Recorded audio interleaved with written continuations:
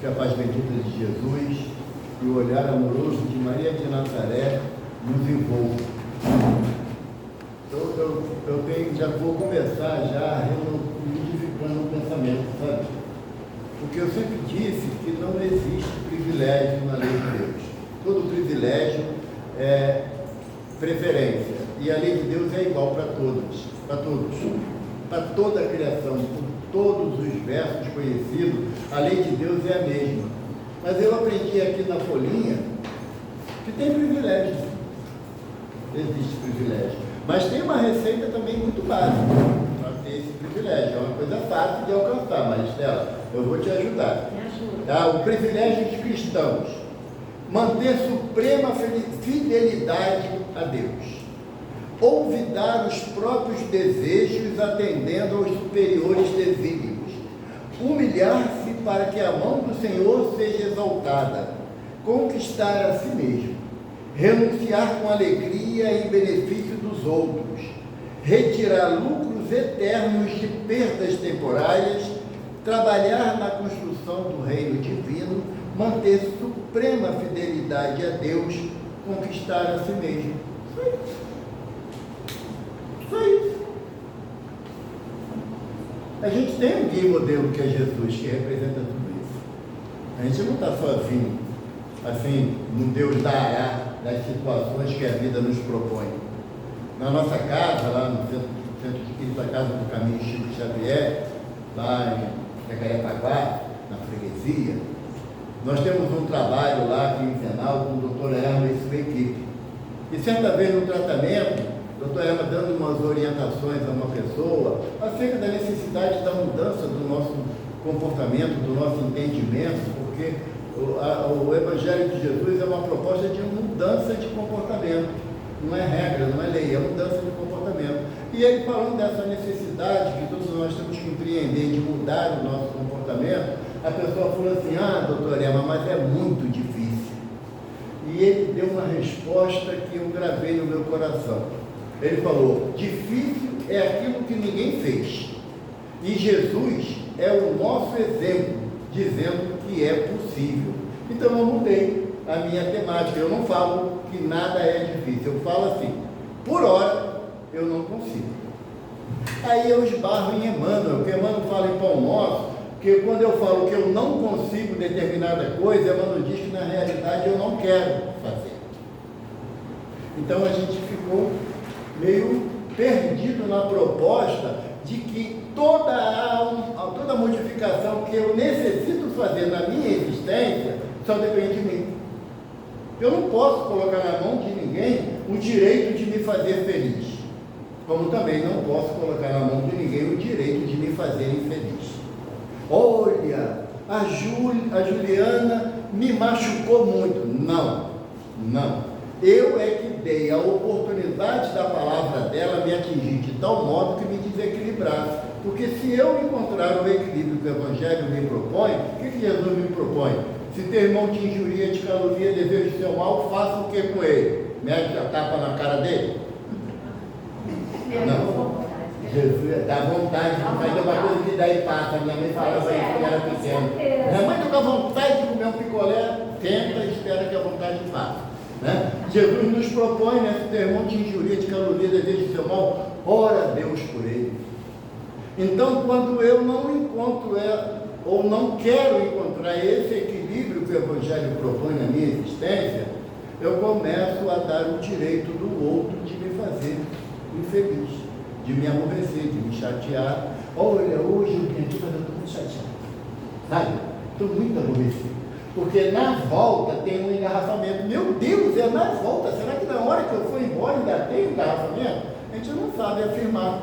Por quê? Porque depois, você já viu o calendário, né? Tem segunda, terça, quarta, quinta, sexta, sábado, domingo. Tem depois? Tem calendário? Não tem. Então, depois não existe. O que existe é o hoje, é o agora.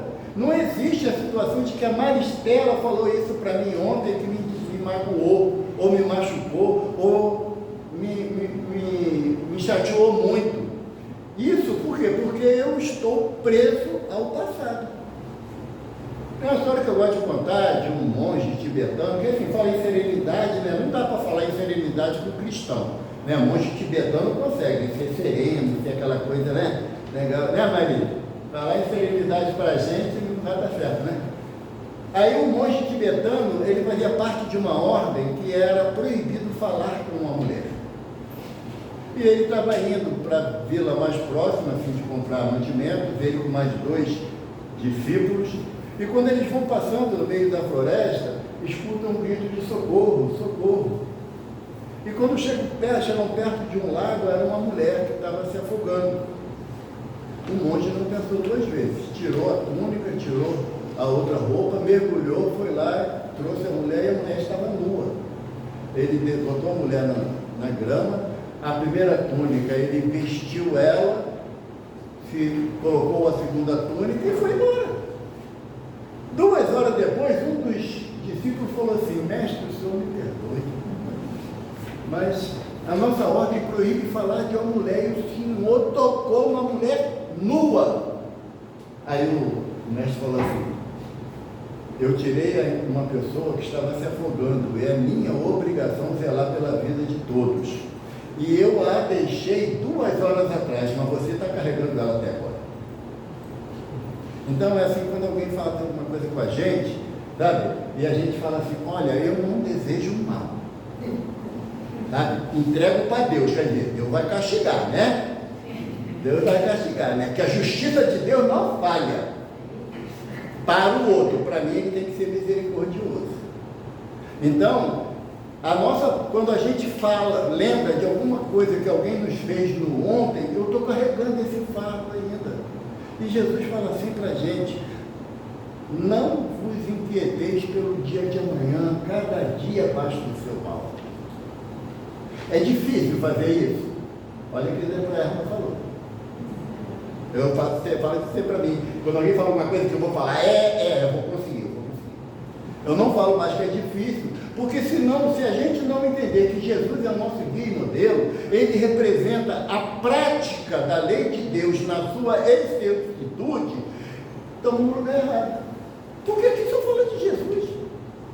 Ou vocês acham, né, nós estamos amparados pela corrente de trabalhadores do Dr. Bezerra. Aí eu acho que a falange do Dr. Bezerra vai compactuar com os erros que eu cometo ou com o desejo de acertar que me move.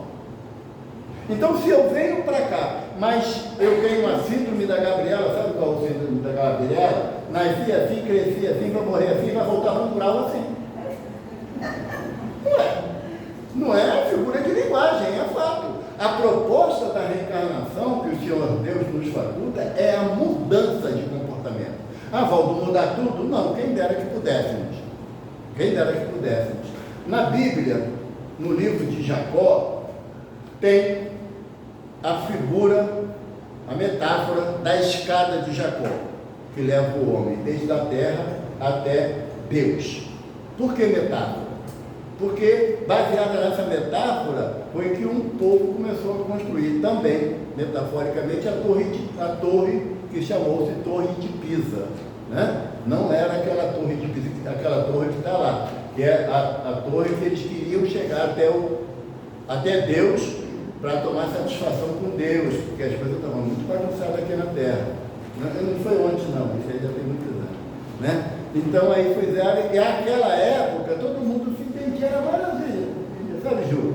Que aí você falava para o cachorro respondia, valeu, o gatinho também entendia, era maravilha. Mas como a intenção do homem era confrontar Deus, os anjos do Senhor, está assim lá na Bíblia, os anjos do Senhor, depois de uma ventania, cada um começou a falar línguas diferentes e não conseguiram mais continuar a construção da torre, a Torre de Babel. Não conseguiram mais continuar a torre. Por quê? Porque chegar até o trono de Deus, para o homem, é uma tarefa ainda em glória, porque a gente não consegue compreender que o trono de Deus é o nosso coração. Não é um local estabelecido, lá depois da nuvem, não tem isso. A doutrina nos apresenta isso. Então, essa proposta que o Evangelho nos dá de transformar os nossos hábitos paulatinamente, e a escada de Jacó tem essa representatividade, Vamos esquecer da escada de Jacó, que ela se destina ao infinito, né, na mitologia bíblica. Vamos botar uma escada de 10 andares, 10 degraus. É possível você sair lá do chão para o 10º degrau de uma vez só, passando pelos 9 degraus ainda anterior? Não, não é possível, não há meio físico para fazer. No 3º degrau, dá. Mas será que você vai ter o equilíbrio adequado, uma vez que você passou além do 1º, do 2º, 3º degrau? Não se sabe, é uma incógnita. Por quê? Porque cada um tem uma forma de comportar-se diante de um equilíbrio, que seriam as situações que a gente enfrenta na vida física. Aí qual é a proposta então? É de subir um degrau realmente por vez. E nessa associação do degrau, é você estabelecer quais são os 10 situações que você elenca como sendo importante você mudar. No caso do Evaldo, o 10º degrau é o orgulho, o 9º degrau é a vaidade, o 8º é o egoísmo e assim subsequentemente. Eu achava que o meu primeiro degrau seria a vaidade. Aí eu virei palestrante. Quer dizer, ele já foi lá para o 7º degrau, a vaidade. Por quê? Porque a gente é estimulado, né? Tapinha nas costas, né? Meus parabéns, muito boa. Não, muito bom não é falar. Muito bom é praticar. Sabe? Porque Emmanuel fala para a gente que fazer o bem é necessário. Agora, é imperioso ser bom. Fazer o bem é circunstancial. Eu faço o bem para minha esposa, para minha filha, para o meu neto, com uma facilidade enorme, mesmo que me contrarie, mas faço. Agora, fazer o bem para o teu filho, para o teu neto, para a tua esposa, na mesma intensidade que eu faço para os meus, peraí, não dá para ser assim. Então, o bem é circunstancial. Agora, ser bom, não. Ser bom, eu não vou olhar a quem eu vou beneficiar. Se tem oportunidade, beneficio a todos por igual. A gente conhece quem faz assim, não é? Jesus tem essa visão equânime de todos, de fazer o bem para todos. Então, essa proposta dos degraus de uma escada, se eu elenco como sendo o primeiro degrau a inveja, tá? A inveja. Você não tem inveja? Tem, de quem canta bem. Eu tenho uma inveja, sabe? Queria tanto saber cantar bem, sabe? Mas é uma inveja, e não tem isso de inveja branca não, tá, Marisa? Tira essa história, não tem inveja, é inveja. Sabe? Aí o espírito inventou a inveja branca para dizer que essa pode. Não pode. A inveja é um defeito moral. Se é defeito, nós temos que nos alijar dele. Mas a partir do momento que eu consigo dominar a minha inveja, eu tenho energia para passar para o 2º degrau. Que aí, sei lá, a glutonoria, ou seja, comer demasiadamente, né? Indefinidamente, comer tudo que está na frente, tijolo, tudo. Eu não tenho essa necessidade, eu não tenho essa dificuldade. Então, meu 2º degrau é não ser glutão. Eu vou ganhando forças para vencer um degrau de cada vez. Quando eu chego num degrau mais complicado, que é o autoritarismo, que ter autoridade é diferente de ser autoritário, tá? Quando eu chego num degrau do autoritarismo, ali eu tenho que repousar no degrau anterior para ganhar força para vencer, para que eu possa ser, ao invés de ser chefe, ser líder, que tem a diferença clássica estabelecida para as duas coisas. E assim nós vamos caminhando dentro das dificuldades que nós temos, mas vencendo etapa a etapa. Mas é uma coisa com prazo de duração. Não se preocupe. É curto o espaço para vencermos a tudo isso.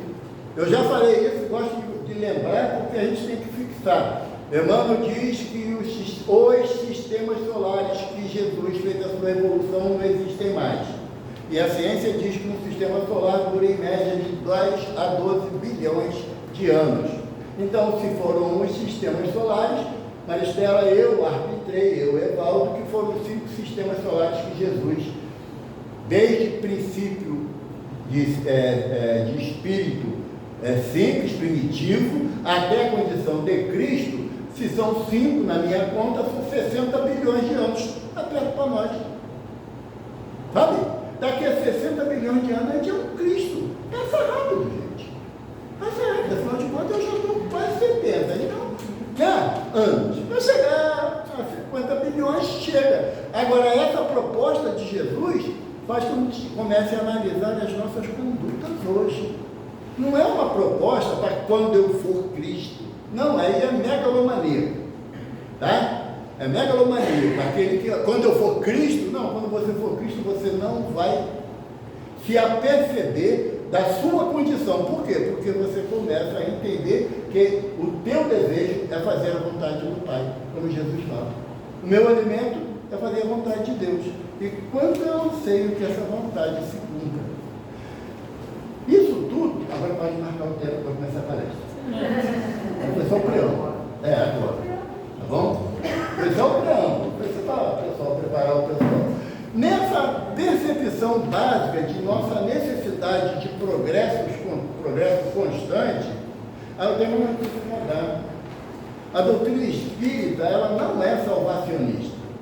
Se acha que vindo na casa espírita, tomar passe, beber água frutificada, participar da reunião como médium, fazer palestra, ouvir palestra é bom, porque aí aprende a ter misericórdia pelos outros, né? Mas fazer palestra está resolvido? Não está. O que resolve a nossa situação é o progresso moral que nós entabulamos. Então a doutrina espírita, ela é progressista e não salvacionista.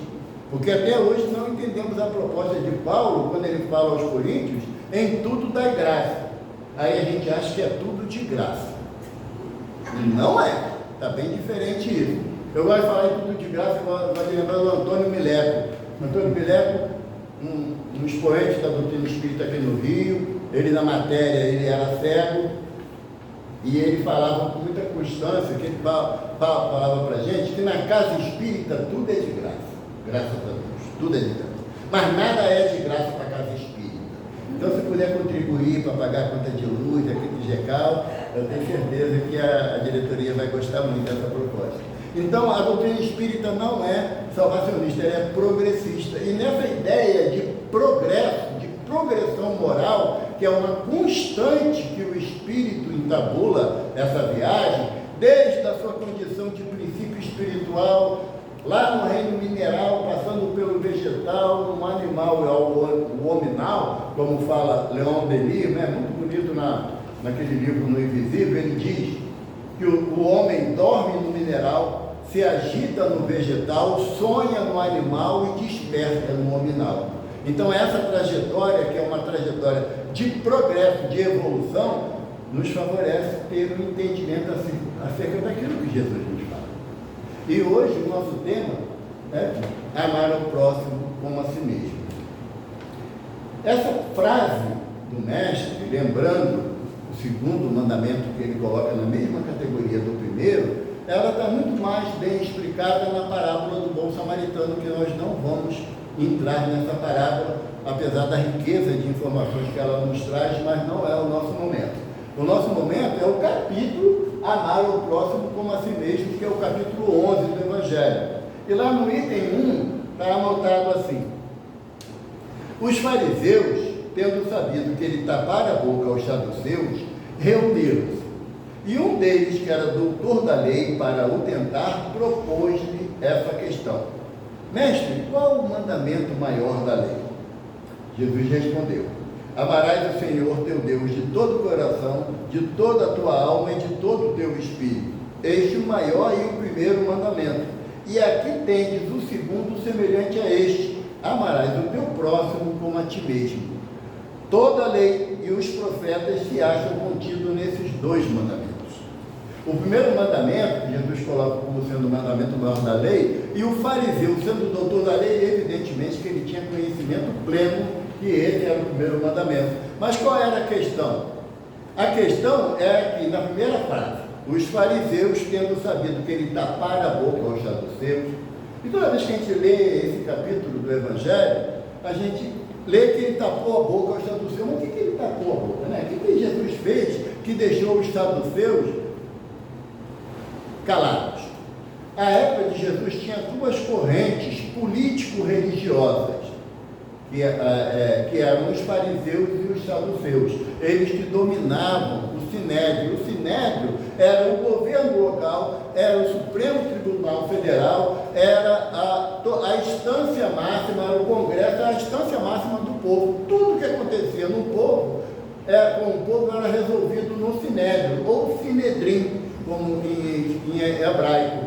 E aí, os fariseus, eles tinham graves diferenças dos saduceus. Vai começar pelo fato de que os fariseus aceitavam a ressurreição ou reencarnação. O termo, à época de Jesus, tinha a mesma significação, tá? Ressurreição e reencarnação tinha a mesma significação. Pelo menos é o que os estudiosos, os teólogos afirmam para a gente.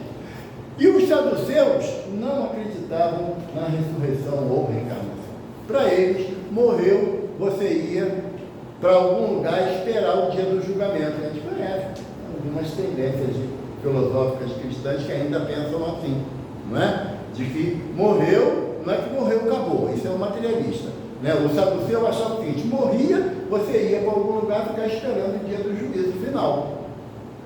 E os fariseus, que eram a grande maioria, não sabia que tinha um processo do retorno à vida física para o progresso, porque Moisés fala lá no quinto mandamento, né? Honra teu pai e tua mãe para que vivas longos dias na terra que o Senhor Deus vos dará. É a reencarnação, porque nenhum ser vivo dura eternamente no plano material, mas à medida que você honra teu pai e tua mãe, você garante a possibilidade da reencarnação em oportunidades futuras. Então, os fariseus sabiam disso e eram adeptos dessa linha de entendimento. E os saduceus, eles chegaram perto de Jesus, eu vou ler aqui, isso que nós lemos está no Evangelho de Mateus, capítulo 22, do versículo 34 a 40, no mandamento maior. No 22, versículo 23 ao 34, está assim: no mesmo dia anterior a esse fato, tá? No mesmo dia chegaram junto dele os saduceus, que dizem não haver ressurreição, e o interrogaram, dizendo: mestre, Moisés disse, se morre alguém não tendo filhos, casará o seu irmão com a mulher dele e suscitará descendência a seu irmão. Ora, houve entre nós 7 irmãos, e o primeiro, tendo casado, morreu, e não tendo descendência, deixou sua mulher a seu irmão. Da mesma sorte, o segundo e o terceiro até o 7º, todos morreram, e não deixaram herdeiros, não deixaram descendentes. Portanto, na ressurreição, e a palavra já tem um tom de deboche, né? Portanto, na ressurreição, de qual dos 7 será a mulher, visto que todos a possuíram? É interessante, né? Isso aí eu fico imaginando, quem separou, casou de novo, quem é viúvo ou viúva casou de novo, né? Aí tem aquelas pessoas, viúva negra, né? Matar uma opção de marido. Aí quando chega lá na espiritualidade, como é que fica aquela encrenca, né? Quem é que é marido de quem? Né? A gente fica nessa história na cabeça da gente, né? Não serve para nada, mas fica. Né?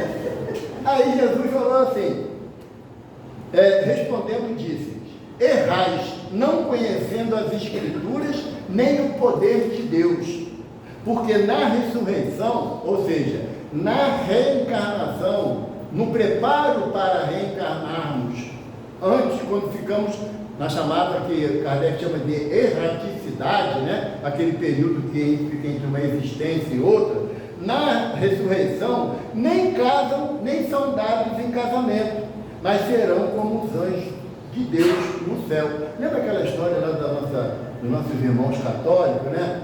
Que vos declara casado até que a morte os separe, lembra? É baseado nessa afirmação aqui. Tá? Aí tem muito espírita que acha que quando desencarnar vai encontrar com a esposa lá. Meu bem, cheguei, ó, até que a morte nos separe. Ele já morreu, eu também. Essa história de cheguei não é para mim, não, faz bem. Aí, quando Jesus fala que não casam nem se dão em casamento, o quê? Nós não podemos esperar, quando desencarnarmos, que teremos alguns casos, a mesma posse sobre o outro, quer o homem, quer a mulher. Não tem essa possibilidade, porque aí vira processo obsessivo e não relação afetiva. que na relação afetiva a gente compreende que o nosso propósito, quando retornarmos à espiritualidade, é vivermos em fraternidade, porque se não se casa nem se dão em casamento, então perdemos aquele vínculo estabelecido aqui. Podemos manter o vínculo da irmandade, da fraternidade, do amor ao próximo, mas não da posse, não da cessação da liberdade do outro pela minha vontade. Até porque, não, graças a Deus, hoje em dia as coisas mudaram muito, né? Mas às vezes muda até não tanto bom, mas muda. E é importante as mudanças ocorrerem, porque antigamente a mulher ela era tratada pior do que lá no Oriente Médio, que a mulher não vale um cabrito. E aqui a mulher não valeria nem o respeito de olhar para alguém como um mesmo direito social. Graças a Deus isso está mudando e é importante que mude. Hoje em dia é crime o feminicídio. Há alguns anos atrás era legítima defesa da honra. O julgar que a mulher estava traindo, o julgar, não precisava de provas circunstancial não. O julgar já era o suficiente para o homem ter direito de tirar a vida da mulher. O absurdo chega a esse ponto, e ainda acontece isso, apesar de ter uma legislação específica, né? Ainda acontece isso, porque o homem se acha dono, como também tem mulher que se acha dono do marido, na mesma, é lógico que uma incidência menor, mas tem. Então, quando Jesus fala que na espiritualidade não existe a possibilidade de casar-se nem se dar em casamento, é por quê? Porque a visão da gente, quando desencarnar, queiramos ou não, vai ter que mudar. Essa história de minha mulher, meu marido, meu filho, meu irmão, minha casa, a gente sabe que não vai rolar assim. Eu vou ter que aprender a compreender que hoje, eu falo assim, hoje a Ivana está minha esposa. Queira Deus, se ela tiver que espiar mais alguma coisa, volte em outra existência minha esposa, porque eu não sei o que ela fez, mas foi grave. Para ser minha esposa, ela pisou na bola legal mesmo no negócio, mas a misericórdia de Deus é maior, né, gente? No Rio não, gente. Vocês podem olhar para o lado e vai encontrar alguém. Então a proposta de Jesus é isso, que no reino espiritual, na pátria espiritual, não tem esse conceito de minha esposa, meu marido. Evaldo, da onde você está tirando isso? Vamos lá para André Luiz. Livro Nosso Lar, Caso Tobias. Quem leu o livro lembra da história. Quem não leu, vale a pena ler.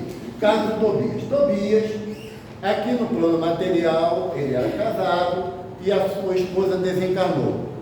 Como ele tinha filhos pequenos, ele se viu na contingência de encontrar uma outra companheira e casou de novo. E essa companheira deu a ele mais 2 filhos e ele constituiu então uma família de 5. Mas, como, caso vocês não saibam, eu não vou falar, todos nós vamos ter que desencarnar, não tem jeito, não dá para ficar na semente, tá bom? Nem virar purpurina, vai ter que desencarnar. Quando Tobias desencarnou, a primeira esposa dele, que já estava no processo de equilíbrio espiritual, acolheu Tobias. Tobias foi pastor de uma igreja evangélica, tá? No livro O Eterno Recomeço, a doutora Marlene Nobre fala isso, tá? Ele, quando chega na espiritualidade, e ele foi pastor na acepção do termo, na prática do evangelho e na sua pureza máxima que ele conseguia, ele se viu novamente à frente da esposa. E ele automaticamente se envergonhou. Por quê? A visão material. Ela sabe que eu casei de novo. Será que eu traí ela? E a esposa falou, não. Você cumpriu com o que estava estabelecido. Você manteve coeso os nossos filhos, cuidando dele. Deu não uma madrasta, mas uma segunda mãe para os nossos filhos. E passou o tempo, a segunda esposa desencarnou. E aí? O que Tobias fez? Foi lá receber a segunda esposa e levou ela para dentro da casa dele, com a primeira esposa, nessa lá. E viviam fraternalmente aquele grupo familiar. Às vezes eu leio o pensamento, é ruim. É ruim. Chegar lá, vai ver que é bom para todos. Eu vou aceitar nada. Essa é a visão da gente no plano material. Tá bom? Já tem mais moleque que não tem que ficar mais. Me aguarda, tá bom? Não tem doutrina certa para mim. Sabe? Porque a gente ainda está no veículo físico, é natural esse sentimento, essa ideia de posse é natural. Mas nós temos que viver de forma sabendo que vamos desencarnar e que na espiritualidade não se casa nem se dá em casamento, a palavra do mestre. Aí o mestre completa aqui, ó. Acerca da ressurreição dos mortos, não tendes lido o que Deus vos declarou, dizendo: eu sou o Deus de Abraão, o Deus de Isaac e o Deus de Jacó. Ora, Deus não é Deus dos mortos, mas dos vivos. Na transfiguração de Jesus, eu sei que todo mundo aqui lê a Bíblia, eu não tenho, vou falar só para lembrar vocês. Na transfiguração de Jesus, anotado lá em João, né, acho que é capítulo 28, se não me engano. Jesus chama Pedro, João e Tiago para orar com ele, na noite que ele ia ser preso.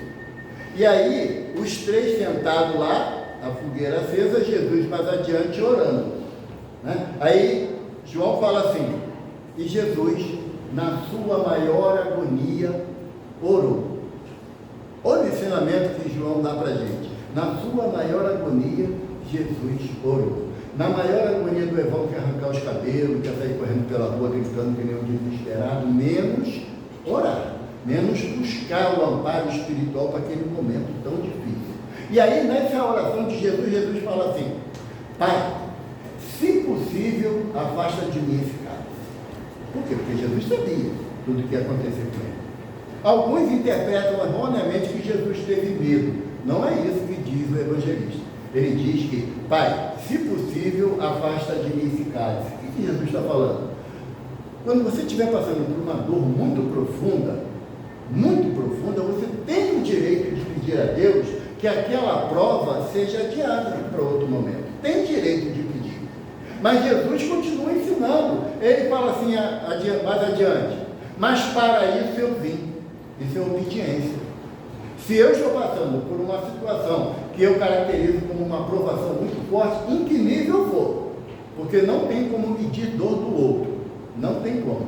Mas se eu entendo que aquele momento é de uma grande provação, que me traz uma dor na alma, eu tenho que ser obediente, porque Deus sempre quer o melhor para mim, mesmo que eu não compreenda.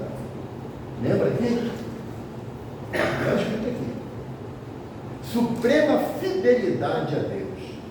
Ser fiel a Deus é compreender que mesmo pela dor que eu enfrento, Deus me ama e não permitiria que eu passasse por algo que não estava sendo necessário para o meu progresso moral, para o meu progresso espiritual. E aí Jesus fala, né? Para isso eu vim. Se cumpra a tua vontade e não a minha. Isso é resignação. Isso é resignação. Quem de nós, diante de uma prova, e eu vou repetir, não há como medir, tá? Não há como medir. Diante de uma prova muito difícil, tem essa capacidade de resignação. Ou será que a gente ainda fala assim: para que isso, meu Deus? O Senhor me abandonou. A gente questiona um dos atributos de Deus, que é a onisciência, ou seja, é saber de tudo. Deus sabe tudo.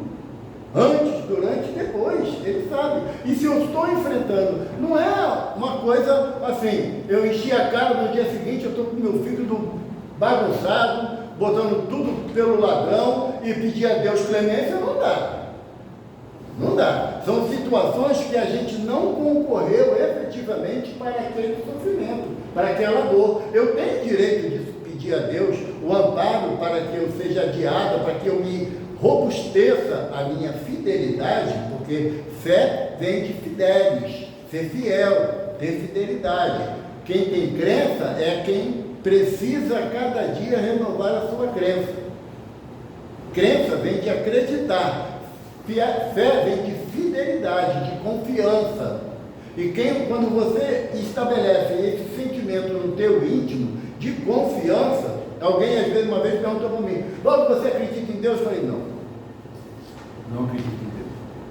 Como assim? Você está me perguntando, eu não acredito em Deus. Ah, você acredita em Jesus? Também não. Eu tenho certeza absoluta que Deus existe, que Jesus é o meu mestre. Eu tenho nada que aconteça na minha vida vai tirar esse sentimento de dentro de mim, nada. Pode ser a prova mais dura que eu passe até agora, enfrentei algumas coisinhas pequenas, dá para relevar, dá para ir. Mas nada que aconteça na minha existência atual vai fazer com que a minha fé em Deus, a minha confiança em Deus, em Jesus, esmoreça. Então é bem diferente quando você enfrenta uma dificuldade e já entra em desespero e a gente chega na casa espírita, quer um passe, quer uma desobsessão, alguma coisa tem que ser feita que eu não aguento mais. Por que não aguenta mais? Será que Deus errou a medida? Ou será que as palavras de Jesus elas não são verdadeiras quando ele diz que Deus não coloca fardos pesados em ombros frágeis? Eu tenho no meu íntimo, baseado nas Escrituras, no que o Evangelho me propõe, que Jesus, depois de ele fazer a multiplicação dos pães e dos peixes pela segunda vez, ele entrou em oração e quando ele abriu os olhos, 10 mil pessoas que estavam ali tinham ido embora. E Jesus pergunta, onde todos? E aí Filipe fala assim, depois de alimentados, foram-se. E Jesus falou assim, e vocês também não vão? Essa frase que Pedro disse para Jesus, eu trago ela no meu coração porque eu sinto assim. Jesus fala assim, e aonde, mestre? Se só tu tens palavra de vida eterna. Então os ensinamentos de Jesus não é para ficar no meu cérebro físico, que irá se desfazer quando eu desencarnar. Não, é para ficar na minha alma. Por isso que aqui no primeiro mandamento, Jesus fala para a gente assim, amarás a Deus, Senhor teu Deus, de todo o teu coração. Por que Jesus coloca de todo o coração? Para o povo hebreu, o coração era a sede das ações, não do sentimento igual a gente aqui no Ocidente entende. O coração era a sede das ações. Por quê? Porque ele fala que aonde o que contamina o homem é o que sai da boca, porque vem do coração. Não é assim que ele fala para a gente? Então o coração é a sede das ações. Aí ele fala, de todo o teu coração, de toda a tua alma. O que é a alma? Lembra Kardec, lá na questão, se eu não me engano, 35? Não tenho certeza não, mas lê o livro dos Espíritos todo, o que vocês acham essa questão? Lá no livro dos Espíritos, Kardec pergunta o que é a alma? Os benfeitores falam, é o espírito encarnado. Então, alma somos nós que estamos aqui com matéria. Tá? Os irmãos desencarnados que aqui estão, eles estão na condição de espíritos. Mas nós, na condição de alma, o que Jesus fala de toda a tua alma? É a plena consciência que eu tenho no plano material da necessidade da minha transformação moral. Então, quando ele fala, amarás a Deus de toda a tua alma, quer dizer, mesmo encarnado, nós temos o compromisso de colocar Deus num patamar único e primeiro das nossas aspirações. E aí, por fim, ele fala, e de todo o teu espírito. O que ele está falando? O espírito é o princípio inteligente do universo, ok? Kardec fala isso para a gente. É o que realmente nos faz pensar. Lembra que da outra vez eu fiz a brincadeira, quem acredita aqui que tem um espírito? Porque a gente ainda não associa eu como espírito. Eu ainda tenho o hábito de falar o meu espírito. Não sou eu, não é o meu corpo que tem o espírito. É o eu espírito que provisoriamente estou envergando esse corpo aqui. Estou habitando nesse corpo. Então, quando Jesus fala que eu tenho que amar a Deus de todo o meu espírito, o que Jesus está falando? Na minha essência intelectual, eu tenho que reconhecer a necessidade de amar a Deus sobre todas as coisas. Sendo o primeiro mandamento dos 10 mandamentos lá que Moisés recebeu lá no Monte Sinai, no Êxodo, sendo que o primeiro mandamento é esse. Eu sou o Senhor teu Deus, Deus de Abraão, de Isaac e de Jacó, e não terás outros deuses acima de mim. O primeiro mandamento. Os outros 9 mandamentos da lei de Deus são mandamentos de relação social. Não matarás, não roubarás, não desejarás a mulher, nem o boi, nem o jumento do próximo, não tentarás o Senhor teu Deus, honrarás mandamentos de relação. Agora, o primeiro não, é um mandamento de devoção. Então, por isso que Jesus coloca para o fariseu que era doutor da lei, que o maior mandamento da lei é esse, é amar a Deus sobre todas as coisas. E aí ele completa com amar ao próximo como a ti mesmo. É a criação de Jesus? Esse? Não, está lá em Deuteronômio. Está lá em Deuteronômio, Moisés fala para o povo que o amor ao próximo é a condição para se chegar a Deus. Então Jesus não trouxe novidade nenhuma. Ele só mostrou para toda a humanidade a importância daquilo que está na lei, que está no verbo. E nós, muitas das vezes, passamos a revelia daquilo para ir em busca daquilo que me agrada, daquilo que atende às minhas dificuldades. Esse sentimento de amar a Deus sobre todas as coisas e ao próximo como a mim mesmo, está estabelecido que é uma relação de respeito mútuo. Como eu posso, né, diz lá, o evangelista fala, né, como eu posso amar a Deus que eu não vejo e não amo ao próximo que está caminhando comigo no dia a dia? Como é que a gente consegue fazer essa relação? Sabe? Você ama a Deus? Amo, dou minha vida por Deus. E passa pelo outro caído na calçada, você nem sequer bom dia dá.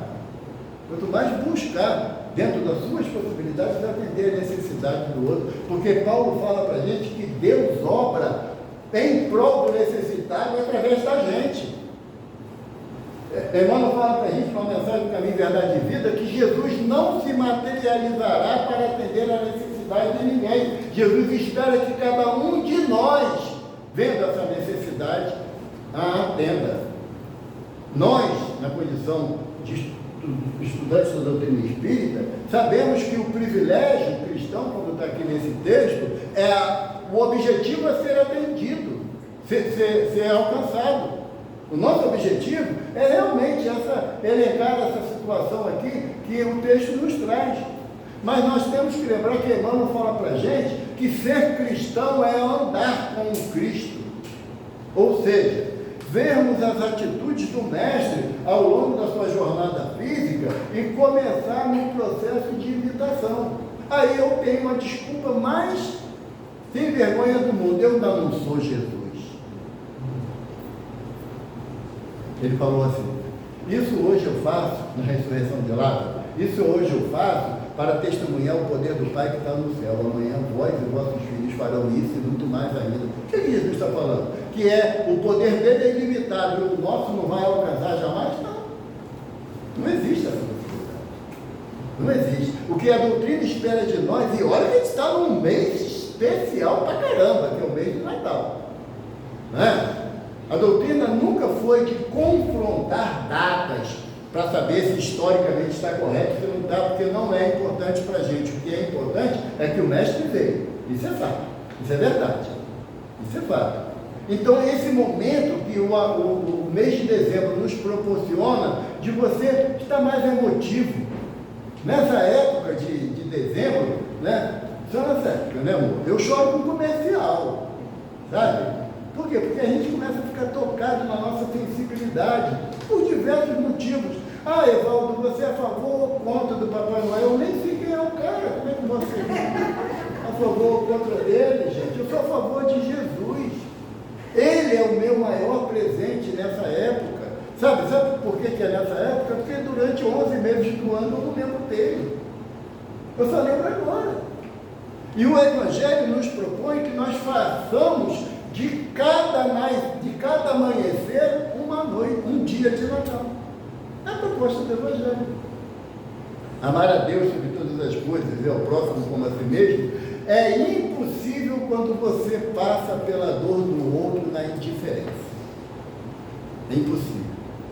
Eu acho que é 909 a questão. Kardec pergunta aos benfeitores assim: vencidos os vícios e os defeitos, o que nos afasta da nossa evolução? Eu já achei a pergunta sem graça, sabe, Ju? Porque eu achava que meus vícios, meus defeitos já eram o ponto principal que impedia o meu progresso.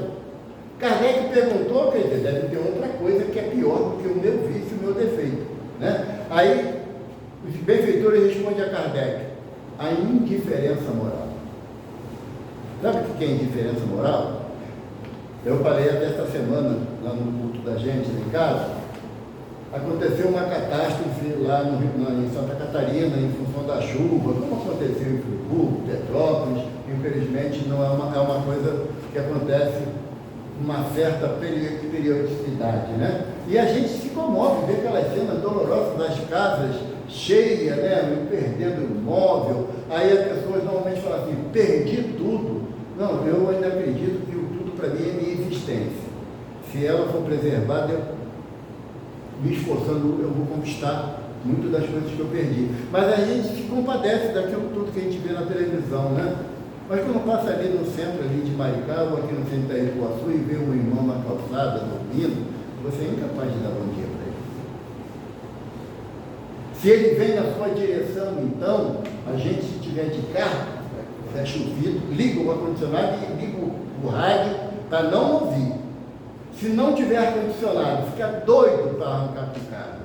E eu estou preocupado com aquele que mora lá em Santa Catarina. Amar ao próximo como a si mesmo. A partir desse momento que eu entendo que Jesus, na parábola, vou ter que falar, né, mas que na parábola do bom samaritano, no final da parábola, Jesus pergunta assim ao sacerdote: quem se fez próximo do homem caído? E o sacerdote, sabe, mordendo os lábios de raiva, porque a proposta de Jesus derrubou todas as possibilidades dele de retrucar, ele falou assim: aquele que teve misericórdia. Aí Jesus fala assim, então vai e faça o mesmo. Amar ao próximo não é de quem vem para perto de mim, é de quem eu me faço próximo.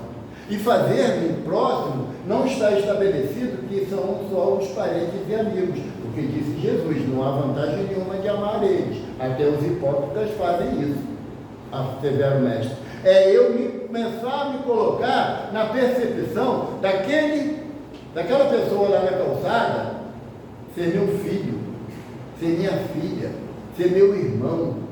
Será que eu conseguiria ser indiferente se eu visse um filho meu deitado na calçada, coberto com um pano que eu não usaria nem para pano de chão? Que quando você chega com um café da manhã para ele, né, Marcela, que abre um sorriso, que você se encanta pelo sorriso. É amar ao próximo, como a mim mesmo. Porque numa das propostas, no item 2 desse capítulo 11, Jesus fala assim para a gente: façai ao vosso semelhante aquilo que gostaria que lhes fosse feito. Isso é empatia, sabe? Porque quando eu quero ter empatia só com aqueles que são meus amigos, isso é interesse pessoal. É interesse pessoal. Agora, quando eu quero seguir ao mestre, eu vou olhar para aquele irmão caído e eu vou falar assim: se eu estivesse ali, o que eu queria?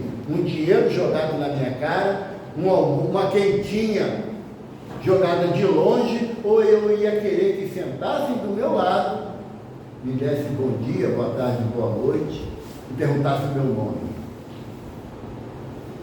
Sabe? Então, a proposta do Evangelho é para sair, que nem fala o dito aí, a filosofia popular, é sair da zona de conforto.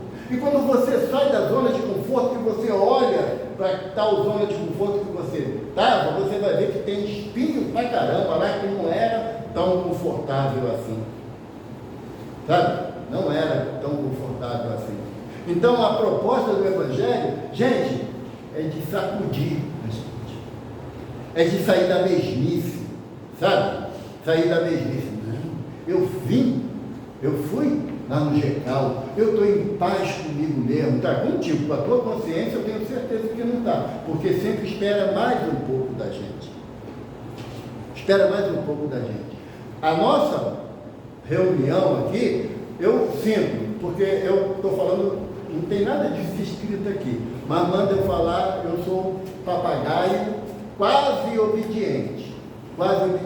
Mas a nossa permanência aqui é a gente sair da mesmice, achar que os atos exteriores que nós estamos habituados a fazer há milênios vai resolver a nossa situação, e já aprendemos que não vai. Porque senão a gente vai continuar, que nem um amigo que já está no plano espiritual falava para a gente, encerando a cadeira, sabe? Só mostrando a cadeira. Mas quando sair daqui, a gente vai continuar na mesma rotina da nossa vida, eu com o meu orgulho, com o meu egoísmo, com a minha prepotência, sabe? E aí quando me perguntam, né? Vai mudar não, Val? Deixa para a próxima. Quando vai ser a próxima? Alguém tem registrado em cartório a garantia que vai reencarnar aqui na Terra na próxima oportunidade? Existe isso? Eu acho que não. Então, o momento é esse, de nós nos aproximarmos. Para encerrar, minha irmã já está olhando aqui para o relógio, eu trouxe um poema de Meimei, que eu gosto muito, eu vou dividir com vocês. Eu não sei declamar, só sei reclamar, então eu vou ler. Canção para Jesus. Desejava Jesus ter um grande armazém de bondade constante, maior do que os maiores que eu conheço, para entregar sem preço às criaturas de qualquer idade as encomendas de felicidade, sem perguntar a quem. Eu desejava ter um braço mágico que afagasse os doentes sem qualquer distinção, em um lar onde coubesse todas as criancinhas, para que não sentissem solidão.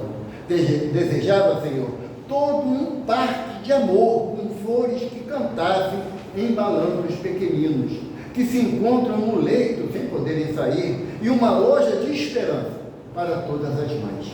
Eu queria ter comigo uma estrela em cuja luz nunca pudesse ver os defeitos do próximo e dispor de uma fonte cristalina de água suave e doce, que pudesse apagar toda palavra que não fosse vida e felicidade. Eu queria plantar um jardim de união junto de cada moradia, para que as criaturas se inspirassem no perfume da paz e da alegria. Eu queria, Jesus, ter os teus olhos retratados nos meus, a fim de achar nos outros que me cercam, filhos de Deus e meus irmãos que devo compreender e respeitar. Desejava, Senhor, que a bênção do Natal estivesse entre nós dia a dia, e queria ter tido uma gota de orvalho na noite em que nasceste, a refletir na pequenez da minha condição, a luz que vinha da canção entoada nos céus. Glória a Deus nas alturas, paz na terra, boa vontade em tudo, agora e para sempre. Graças a Deus.